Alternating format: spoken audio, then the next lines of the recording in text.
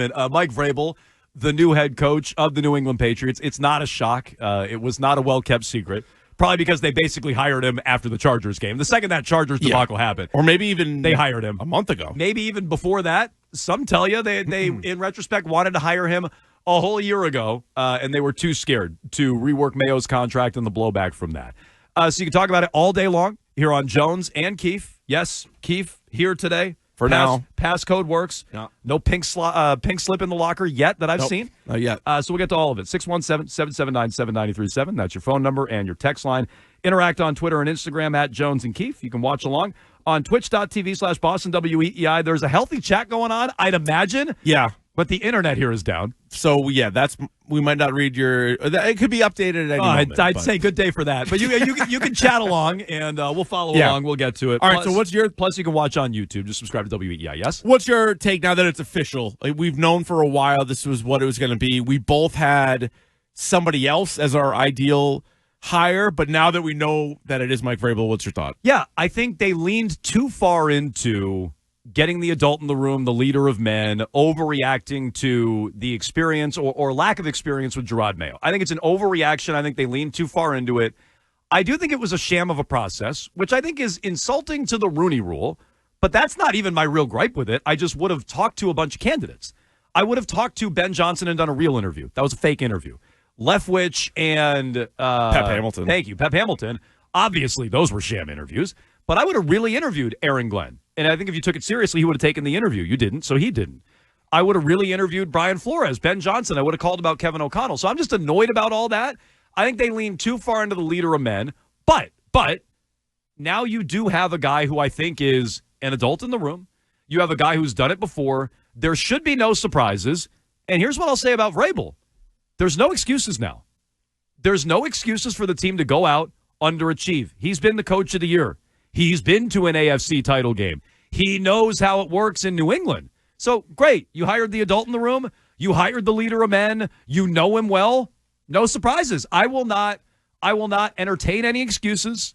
There should be no surprises this year. There should be no disciplinary issues, picking the wind the wrong way in overtime. No. The lack of aggression 1 week and then being overly aggressive the next week. There shouldn't be any of that. There's no room for any of that. So if you're telling me that's what you're getting in Vrabel, I want to see all those things this year, which means you can't go out this year and suck again. And Vrabel, if he's elevating your floor, you better really elevate the floor, and you better be a competitive team this year. If you do that, Vrabel will look like the right hire. Yeah. If you're winning 4 or 5 games again, then I wish you leaned in on somebody with a higher ceiling. Yeah, there's definitely no excuse for that. Also, you get into they have a last place schedule once again, and you play a bunch of bumps. Like they should, even with just a little help in free agency. Now, we're hoping for a lot of help, but even with a little bit of help, you should be able to turn it around and be closer to 500. It'll be interesting to see whenever the futures come out and like what the over-under is. So this year is 4.5, and they hit the under, even with the fake win in the last game of the season. So I wonder what it's going to be. Like, is it going to be 6.5 because of Vrabel? Is it going to be even higher than that? Like, we'll have to wait and see. But I look at it as kind of like a B+. Like a B+ hire. You hear some people talking about like A++, like this is the guy, Pats are back. B+ for me. Like it's good. There's a lot of worse candidates out there, much worse candidates. I would have shot for a little bit of that higher ceiling, but I think a lot of it has to do with Robert Kraft is so upset, and he has himself to blame for a lot of it, but since Tom Brady left, where they've been at, 1 playoff appearance, no playoff wins, and a couple of last place finishes, like just a disaster that, it'd be great to win another Super Bowl, but you need to make the playoffs. Like, you need to be a relevant team again.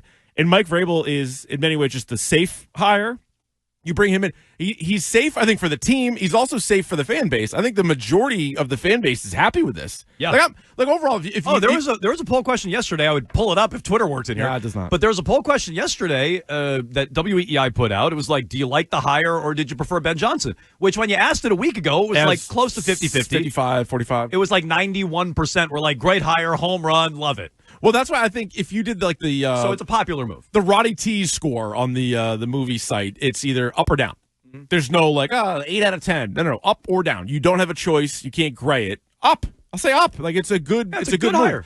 It's not the greatest thing of all time, and it'll be interesting to see too offensive coordinator and like how all that plays out. Front office, we've already gotten some interesting reports on how that's going to play. But just Mike Vrabel sort of commanding the locker room, commanding the sideline, even the press conference, which may not be as big a deal to some as it is to others. Like all of that, he's going to crush. And you're not the guy replacing Belichick. You're now the guy replacing Mayo. This is sort of like going from like Francona to Bobby Valentine to John Farrell. And I know John Farrell ended up being a joke, but like when he was there at first, it was, wow, he was the old pitching coach for Francona, and he's going to like run a more serious kind of clubhouse. This is kind of like that too. Like he's not full Belichick by any means, but he's a lot closer to Bill than he is to Gerard Mayo. No, that's true. And you referenced some of the bad seasons at the end, which I think get my antenna up. I agree with you. B+ is probably about right. B+, good, solid hire. I don't hate the hire by any means. It was not my first choice. It's probably the best way to put it. His offenses in Tennessee were pretty awful. He had two good ones with the Derrick Henry 2,000-yard season, right? Yep. So he was, and this is just by this is offensive efficiency. So it's per play metric: 23rd, 10th, 3rd, 17th, 22nd, 19th. That's from Mike Reese. So, those are pretty underwhelming offenses. I think his teams largely were underwhelming. He didn't inherit a bad team when he got to Tennessee. He inherited a team that was 9-7.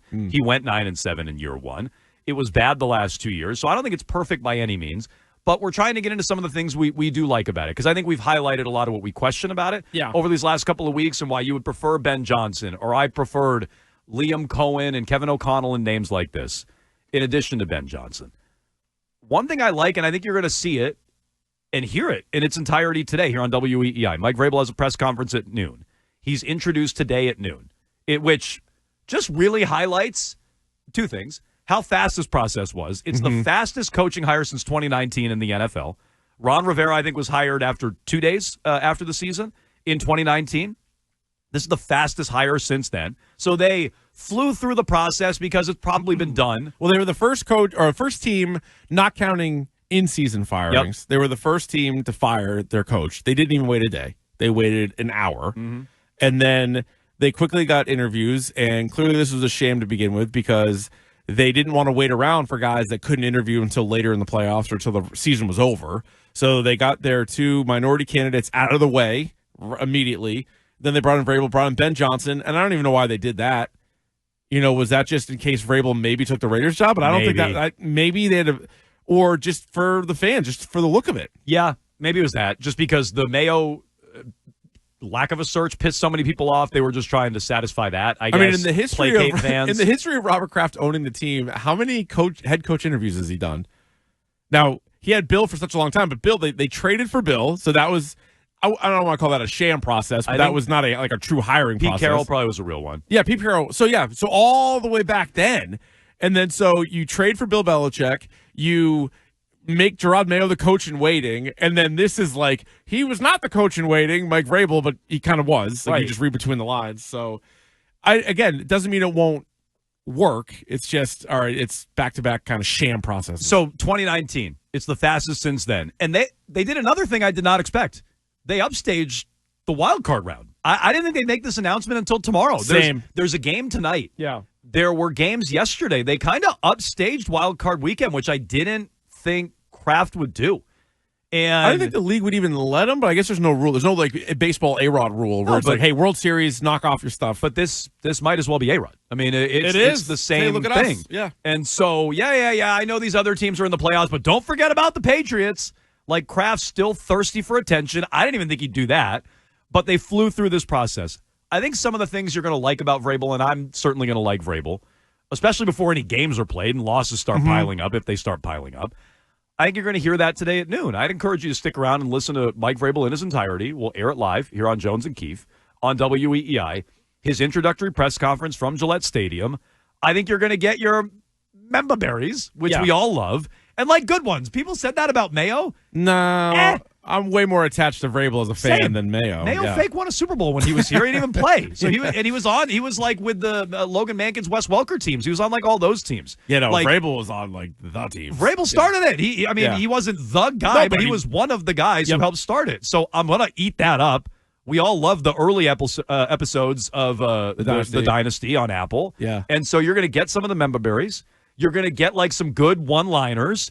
And I don't I don't think he's going to sit there and suck up to Kraft like Mayo did. I mean, all the Thundercat I bet he nonsense. doesn't call him Thunder Buddy. I think this is going to come across 8 million times better than Mayo did. It definitely is. And that's even from afar, like after his playing career and watching Vrabel coach the Titans, I've always loved how he's carried himself. And some people today are going to sort of point to like, oh, the players got to be ready for like a guy who's mean or whatever. It's like, yeah, I think he's pretty straightforward. Like that former player, but he's not so close to it. Maybe that was part of Mayo's problem. Like he just played a few years ago. Like Vrabel's been a little bit longer, so they can relate to him in that sense. But he's also a little bit more of the old school coach. But he's not like Belichick in the sense that he's just going to snort into the microphone and tell you like, no, we're just going to talk about the guys who are on the field. No, I think media-wise, talk to you. Like, I think it's a good outward-facing member of the organization. Because people wanted to compare Mayo to like Dan Campbell or like Mike Tomlin. Like, isn't Vrabel closer to those guys? Yes. Like, he'll tell you what he wants to tell you. He's not going to protect everything because he knows what's the point of some of that. But he's going to be pretty straightforward.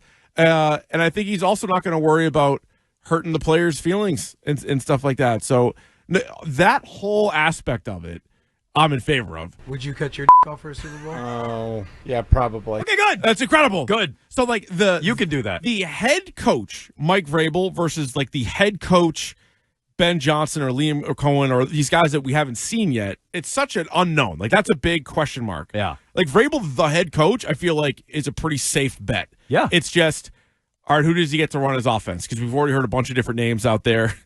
I'm not a fan of all of them. So I don't think I'm a fan of any of them. Maybe not. Yeah, maybe not. I think I could be talked into one or two. But that's more of the concern. But if you're like, all right, who's in charge of this operation and who's going to have a little bit more say when it comes to player personnel and things like that, all right, this is a good upgrade. So my feeling again, all right, you have cap space. You have Drake Maye. You have the number 4 pick. You got your guy. No excuses now. There's no reason. Hashtag no excuses. Yeah, there's no reason for a slow start. Yep. There's no reason to stub your toe or have, communication issues or walkbacks or, just, again, a slow start. There's no excuses for any of this. You got your guy. It's been done for probably weeks, and I don't mean like the T's crossed and the I's dotted in the contract, but the wink and nod agreement has probably been done for weeks. You got your guy. You have your cap space. You have your quarterback. You have the number 4 overall pick. So go get it done. Mm-hmm. And this should not be a slow rebuild. It shouldn't be 4 or 5 wins next year. You need to be competitive in year 1, especially with this guy. So what do you think about it? 617-779-7937. I think we all had a strong assumption, but now we know Mike Vrabel, the new head coach of the Patriots, is going to be introduced to the media at noon.